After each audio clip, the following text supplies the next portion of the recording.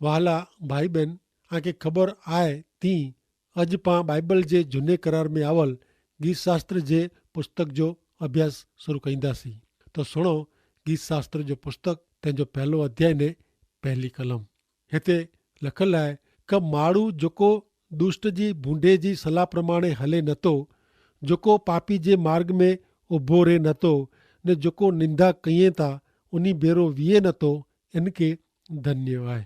मित्र, हिते पाके सुखी माण्हू जे व्यवहारू जीवन विषय जणाए में आयो आहे।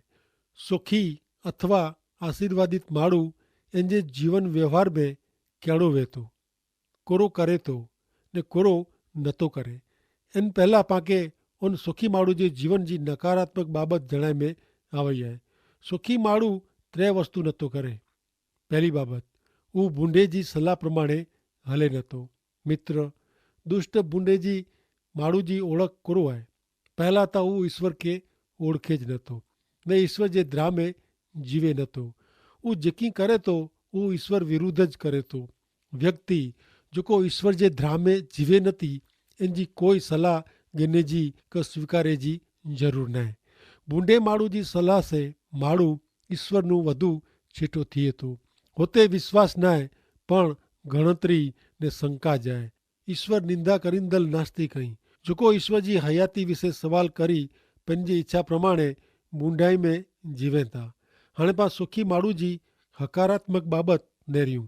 गीत शास्त्र जो पुस्तक पहलो अध्याय ने 2 कलम। पण ईश्वर जे नियम शास्त्र से ऊ खुश थिए तो ने रात डी ऊ इन जे नियम शास्त्र जो मनन करे तो।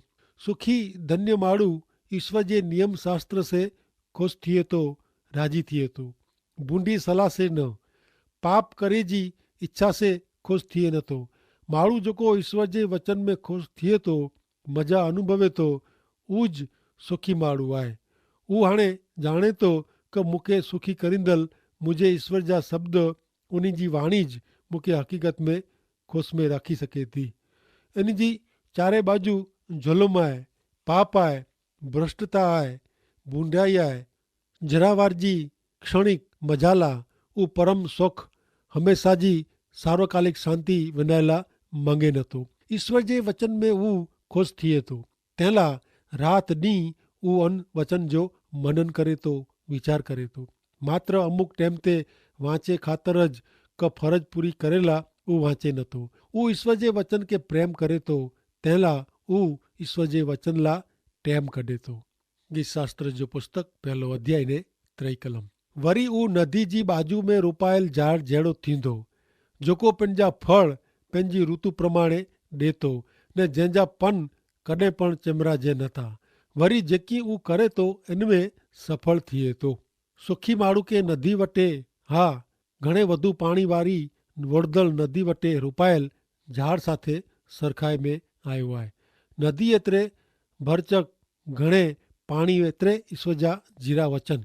माण्हू जेको ईश्वर जी भरपूरी में ईश्वर जे वचन में रोपायलो आहे, जंहिंजो पोषण ने उछेर ईश्वर जे वचन से थिए थो, ऊ आध्यात्मिक रीते नीलो छम, पूरो विकास वारो, फळ वारो आहे। ऊ समय प्रमाणे, ऋतु प्रमाणे फळ ॾे थो। ने मित्र, हिता ईश्वर जे आशीर्वाद जो पराक्रम आहे, बर आहे। गीत शास्त्र पहलो अध्याय 4 થી 6 कलम। बूंडा अहिड़ा नहीं, पण हू वाह से उड़ंदल फोतरे जहिड़ा आहिनि। न्यायसन वटे दुष्ट बूंडा टिकींदा न, ने न्याय जी सभा में पापी उभा रही सघंदा न। कीअं क ईश्वर न्याय जो मार्ग ॼाणे था, पण बूंडाई जे मार्ग जो नाश थींदो। धन्य माण्हू अथवा आशीर्वादित माण्हू जो हमेशा जो जीवन ॿ माण्हू, ॿ रस्ता ने ॿ अंतिम धाम। हिकिड़ो विनाश जो मार्ग आहे, मरण इन जो अंत आहे, जॾहिं ॿियो मार्ग जीवन जो मार्ग आहे। प्रिय मित्र, ईश्वर जा जीरा पवित्र वचन ज पाके सत्य सत्य विषय जणाइए था। मात्र ईश्वर ज सच्चा आहीं, कोई माण्हू न क बदला जे अहिड़ो समय न। माण्हू बूंडे माण्हू खे हवा में उड़ंदल फोतरे साथे सरखाए में अचे थो। इन जे जीवन में ईश्वर जे वचन खे स्थान न आहे। हू बूंडे जी सलाह में, पापीअ जे मार्ग में ने निंदाखोर साथे वीहे थो, ने तंहिंला ईश्वर जी वाट में वो ऊभो रहे नथो ने ऊभो रहे अहिड़ो आहे पण न। गीत शास्त्र बीजो अध्याय ने तंहिंजी पहली ने 2 कलम में लिखियलु आहे क विदेशी कुलाए तूफान कईं था ने लोक नकामा विचार कुलाए कईं था। ईश्वर ने इन जे अभिषिक्त विरुद्ध पृथ्वी जा राजा तैयार थिए था ने हाकिम मेजोमेज मसलतूं कईं था। पहली कलम में जणाए प्रमाणे मानव इन जे सर्जनहार ने इन जे उद्धारकर्ता ईश्वर विरुद्ध थई नकामी व्यर्थ कल्पना ने विचार कईं था। पृथ्वी जा लोग जीरे ईश्वर विरुद्ध थिए था। मित्र, ही गीत मसीहा के लगंदो एतिरे क प्रभु यीशु ख्रिस्त संबंधी गीत है। मुक्तिदाता प्रभु यीशु ख्रिस्त जॾहिं वधस्तंभ ते जड़े में आया अहिड़ो नकी कयो तॾहिं माण्हू ईश्वर पुत्र प्रभु यीशु ख्रिस्त के हमेशह ला मिटाए वेझे ला प्रयत्न ने वीचार कयईं। पण प्रभु यीशु ख्रिस्त ईश्वर पुत्र हुआ एतिरे 3 ॾींहं फिरी थी जीरा थिया। तंहिं लाइ लोक जी कल्पना ने प्रयत्न नकामिया विया। 2 कलम में जणाए प्रमाणे पृथ्वी जा राजा राजकारणी ने राजकीय आगेवानी ने हाकिम धार्मिक आगेवानी ई राजकीय नेता ने धार्मिक आगेवान हिकिड़े ॿिए साथे हथ मिलाईने ईश्वर जे अभिषिक्त प्रभु यीशु ख्रिस्त विरुद्ध मसलतूं कयूं। मुक्तिदाता प्रभु यीशु ख्रिस्त विरुद्ध पृथ्वी पर जा मानवी नकामा प्रयत्न कयूं ने कईं था। गीत शास्त्र बीजो अध्याय ने 3 कलम सुनो। उन्हीं जा बंधन पां तोड़ी वेझो, उन्हीं जी दोरी पां फुगाए वेझो। मित्र, ईश्वर केतिरा बंधन ॾिनो आहियूं ने पापी माण्हू हिन बंधन सामे थिए थो। हू चवनि था क हलो पां बंधन तोड़ी वेझो, हलो पां उहा व्यवस्था तोड़ी वेझो ने उन जी हिकिड़ी व्यवस्था आहे। मित्र, पति पत्नी जे कल्याण लाइ हिकिड़ी व्यवस्था कयूं आहियूं। माण्हू अॼु उहा व्यवस्था तोड़ीने ईश्वर विरुद्ध थिए थो। उहो लग्न करे वग़ैरह जोड़ाजे थो ने तोड़े थो, अलॻि थिए था। अॼु ईश्वर जा ॾिनल बंधन तोड़ींदल पंहिंजे कुटुंब के पंहिंजे समाज के तोड़ी रहियो आहे। प्रिय मित्र, सचे ईश्वर विरुद्ध करेल मसलत वीचार कॾहिं पण सफल थिए नथा। गीत शास्त्र जो पुस्तक बीजो अध्याय ने 4 कलम। आकाश में जेको वेठो आहे उहो खिलंदो, प्रभु उन्हीं के तुच्छ लिखींदो। मित्र, 4 कलम में जणावेल हास्य एतिरे के खिलंदो उहो कोड़ो सूचवे थो। पृथ्वी पर जो मानवी ईश्वर विरुद्ध जेको मसलत ने नकामा वीचार करी रहियो आहे उहो ईश्वर के खिले जहिड़ो लॻे थो। नबरो माण्हू इन जे उत्पन्नकर्ता सामे लत उगामे थो। मित्र, सर्जनार सामे नकामी मसलत ने वीचार करे तॾहिं ईश्वर खिले न त ॿियो कोड़ो करे। ईश्वर अहिड़ो करींदल के तुच्छ लिखीअ था। गीत शास्त्र बीजो अध्याय ने 5 कलम सुनो। तॾहिं उहो खार में इन साथे बोलंदो ने पंहिंजे कोपनूं उन्हनि खे त्रास ॾींदो। मित्र, हिन वचन में हिन पृथ्वी ते अचींदल ईश्वर जो न्यायसन विषय जणाए में आयो आहे। ईश्वर वटि स्वर्गीय गौरवी कार्यक्रम आहे ने नबरो पापी माण्हू उन कार्यक्रम के कीअं रोकी सके। ईश्वर स्वर्ग में जा हिन पृथ्वी ते कमु करी रहिया आहिनि। ईश्वर जी इच्छा ने योजना आहे क हिकिड़ो पापी माण्हू जीवन मेળવે, नाश में वेंदे बची वञे। मित्र, ईश्वर जी आधीनता में न अचे वारी व्यक्ति मथे ने उन कुटुंब मथे ईश्वर जो न्यायसन अचे थो। ईश्वर मानव बचाव जीवन बचाव अभियान सदीअ अरे सृष्टि जी शुरूआत नूं शुरू कयो हुयो ने उन अभियान में जोड़ाईंदल हरेक व्यक्ति ईश्वर जो आशीर्वाद मेળવે थी। हिन अभियान विषय 6 कलम में जणाए में आयो आहे। गीत शास्त्र जो पुस्तक बीजो अध्याय ने 6 कलम में चए था क पण मुझे पवित्र डूंगर ते सियोन ते ऐं मुझे राजा के वेरायो आहे। वाला भाई बहन, मुक्तिदाता प्रभु यीशु ख्रिस्त में ईश्वर मानव मुक्ति अभियान जी शुरूआत कयो हुयो ने मुक्तिदाता प्रभु यीशु ख्रिस्त मार्फते नाश में वेंदल माण्हू बची वञे तंहिं ईश्वर मेड़ेज कईं था। माण्हू पाप जी माफ़ी ने सार्वकालिक मरण में जा बची वञे तंहिं ईश्वर प्रभु यीशु ख्रिस्त के उद्धारकर्ता तरीक़े पसंदि कयो हुयो। प्रिय मित्र, हिकिड़े टाइम ते उन जी राजगादी ते वेहीने राज कईंदा। पवित्र ग्रंथ बाइबल में जणाए प्रमाणे मानवी जो उद्धार मुक्तिदाता प्रभु यीशु ख्रिस्त में आहे। પ્રભુ ઈસુ ખ્રિસ્ત માનવી જા આખરી છેલ્લા ન્યાયાધીશ અહીં। પ્રભુ ઈસુ ખ્રિસ્ત રાજા અહીં ને ઉની તે વિશ્વાસ કરી પા ઉની जी ખાસ પસંદ કરેલી પવિત્ર પ્રજા થઈ શકો था। ગીત શાસ્ત્ર जो पुस्तक બીજો અધ્યાય ને 7મી કલમ। આવતા હું ઠરાવ જાહેર કરીંदो ईश्वर मूंखे चयो કે તું मुंहिंजो पुत्र आहीं अॼु आउं तोखे जन्म ॾिनो आहे। स्वर्ग जे दृश्य में ईश्वर पुत्र प्रभु यीशु ख्रिस्त तरफ़ पंहिंजो ध्यानु वञे थो। ईश्वर पुत्र ईश्वर पिता जे जमणे हथे वेठेल आहीं ने पुत्र ने पिता हिकिड़े ॿिए साथे ॻाल्हियूं करे रहिया आहिनि। ईश्वर पुत्र प्रभु यीशु ख्रिस्त जणाइए था कि आउं ठराव जाहिर करींदो। कयो ठराव? त हू ईश्वर पिता जो निकी करेल ठराव। तूं मुंहिंजो पुत्र आहीं अॼु आउं तोखे जन्म ॾिनो आहे। मित्र, ही ठराव ही हुकम प्रभु यीशु ख्रिस्त जे जन्म संबंधी न आहे पण पुनरुत्थान संबंधी आहे। गीत शास्त्र जे बीजे अध्याय में पाके ईश्वर पिता, ईश्वर पुत्र ने ईश्वर पवित्र आत्मा ई त्रिएकी देव ईश्वर विશે નરેલા મળે था। મિત્ર, ઈશ્વર અનંત કાળનું અનંત કાળ જા ઈશ્વર અહીં તેલા હું હંમેશા અહીં કॾहिं પણ મરે નथा। મિત્ર, ईश्वर जी हयाती जो हिकिड़ो पुरावो हू मरण में जा जीरा थीणू हू आहे। प्रभु यीशु ख्रिस्त हिकिड़े मनुष्य तरीके मरिया पण ईश्वर पुत्र तरीके हू जीरा थिया, सजीवन थिया। गीत शास्त्र बीजो अध्याय 8મી कलम। तू मूं वटा मंग एतिरे आऊं वारसे तरीके विदेशीअ खे ने पृथ्वी जी चारे बाजू जो वतन ॾींदो।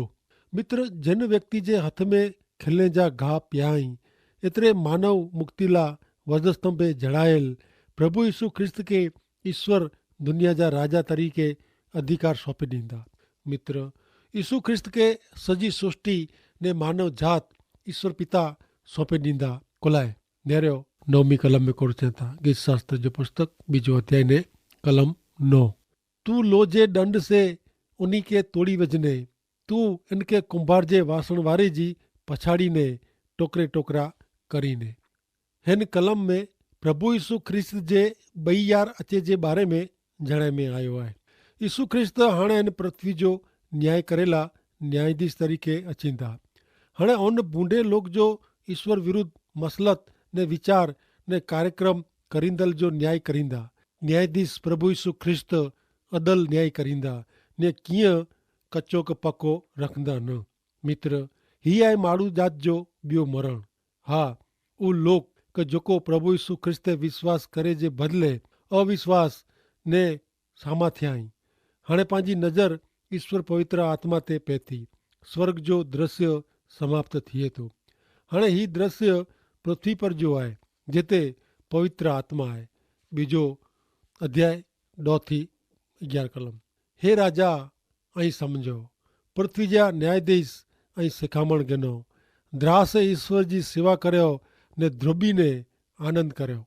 मित्र, ईश्वर शुरुआत નું જ પૃથ્વી પર જે રાજાએ કે અલગ અલગ ટેમ તે ઈશ્વર વિશે સમજણ ડેરાયો हुयो। इजिप्त जा राजा फारून के जुआन यूसुफ मार्फते, ते पोइ ॿिए फारून के मूसा मार्फते, बाबेल जे राजा नबुखाद के दानियल मार्फते ने अॼु पण राजकीय આગેવાન सच्चे जीरे ईश्वर के ओळखे अनुभवे तेला अलग अलग रीते ईश्वर पिंड विषे जणाईने कंहिंखे पण अजाण रखियो न हुयो। अॼु माण्हू जेको पंहिंजे जीवन जो राजा आहे अथवा वास्तव में हू अधिकारी आहे त ईश्वर उन जे पुत्र प्रभु यीशु ख्रिस्त खे प्रगट करीने उन ते विश्वास करेला जणाइए था। माण्हू खे अॼु सची सम्झण ने सिखामण गिने जी ज़रूरत आहे। दुष्ट बूंदे जी सलाह न पण ईश्वर जे पवित्र वचन जी सलाह। मित्र, ईश्वर पवित्र आत्मा अॼु पृथ्वी ते हाज़िर आहे ने हू अॼु माण्हू खे ईश्वर विषे, पाप विषे, पाप जी माफ़ी विषे ने इनके मिले माफ़ी ते विषे, पछताव विषे ने प्रभु यीशु ख्रिस्त अदल आखिरी न्यायाधीश आहे इन विषे जणाइए था। मित्र, जॾहिं ईश्वर जो आत्मा जॾहिं आ साथे व्यवहार करे थो तॾहिं आके ईश्वर जे आत्मा के आधीन थिजो आहे। आके प्रभु यीशु ख्रिस्त ते विश्वास करीने आंजो जीवन ईश्वर जी आधीनता में रखे जो है। भले हाणे पाण अॻियां नेरियूं गीत शास्त्र जो पुस्तक 2 अध्याय ने तंहिंजी 12वीं कलम। पुत्र के चुंबन करियो रखे ने इनके खार विने ने आंजो वाट में नाश थिए कीं क इनजो कोप जपाटे दुखी पवंदो जेको उन्ही ते भरोसो रखे था उन मीणी के धन्य आहे। ही पुत्र केर आहे? अगाउ सोयो इन प्रमाणे मुक्तिदाता प्रभु यीशु ख्रिस्त ईश्वर पुत्र आहे। ईश्वर पवित्र आत्मा अज मूंखे ने आके अहिड़ी सलाह ॾिए था। अरे विनंती कईं था क प्रभु यीशु ख्रिस्त ते विश्वास करियो कुलाए आंजे पाप जी माफ़ी ला आला करेल उद्धार ने सार्वकालिक जीवन ला जेको प्रभु यीशु ख्रिस्त ते विश्वास कईं था ऊ बची वञे था। पवित्र ग्रंथ बाइबल में प्रेसित तंहिंजा कम तंहिंजो 16 अध्याय ने 31वीं कलम में वाचियूं त लिखियलु आहे क उन्ही चयो प्रभु यीशु ख्रिस्त ते विश्वास कर एतिरे तोजो ने तोजे कुटुंब जो उद्धार थींदो। मित्र समय हलियो वञे, हा घणे मोड़ो थी वञे, ऊ समय अचे तंहिं पहला प्रभु यीशु ख्रिस्त ते विश्वास करियो।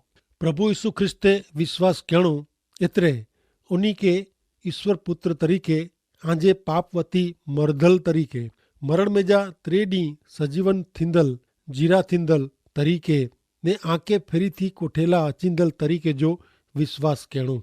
मित्र कुरो ऐं प्रभु यीशु ख्रिस्त ते अहिड़ो हैवर विश्वास करियो था। गीत शास्त्र 2 अध्याय ने 12वीं कलम में छेले जणाइए था पुत्र के चुंबन करियो रखे ने इनके खार वेने ने आंजो वाट में नाश थिए कीं क इनजो कोप जपाटे दुखी पवंदो जेको उन्ही ते भरोसो रखे था उन मीणी के धन्य आहे। जेको प्रभु यीशु ख्रिस्त ते विश्वास रखे था उन मीणी के धन्य आहे। मित्र ईश्वर पिता जगत मथे नेरियूं त केतिरो अजायब जहिड़ो प्रेम करी ने पंहिंजे पुत्र प्रभु यीशु ख्रिस्त खे हलायो एतिरे ला क पांखे माफ़ी मिले, एतिरे ला क पांखे मुक्ति मिले, एतिरे ला क पां सजा न भोगवियूं पण पाला इन जा पुत्र प्रभु यीशु ख्रिस्त सजा भोगवी। ही अपार प्रेम ॿियो केरु करे सघे? दुनिया जी कोई पण व्यक्ति का कोई पण सॻो वालो पण अहिड़ो पंहिंजे पुत्र ला पण न करे सघे क ॿिए कंहिं ला पण न करे सघे। हिकिड़ा मात्र पवित्र प्रेमी ईश्वर पिता पांखे प्रेम कयो ने जग में पंहिंजे पुत्र प्रभु यीशु ख्रिस्त खे हलायो ने योहान 16 ने 3 कलम प्रमाणे ईश्वर जगत मथे एतिरो मेड़े प्रेम कयो त पंहिंजा हिकिड़ा मात्र पुत्र प्रभु यीशु ख्रिस्त खे जग में हलाया एतिरे ला का कोई पण माण्हू उन्ही ते विश्वास रखे इनके पाप जी माफ़ी मिले, इनके अनंत जीवन मिले, इनजो उद्धार थिए, इनके मुक्ति मिले। गीत शास्त्र 12 ने 2 कलम नेरियूं जेको प्रभु यीशु ख्रिस्त ते विश्वास रखे था उन मीणी के धन्य आहे। मित्र प्रभु यीशु ख्रिस्त जे शरणे अचीने ऐं धन्य आशीर्वादित सुखी थी सको था। तंहिं लाइ ईश्वर पिता खे सहाय करियो। आमीन।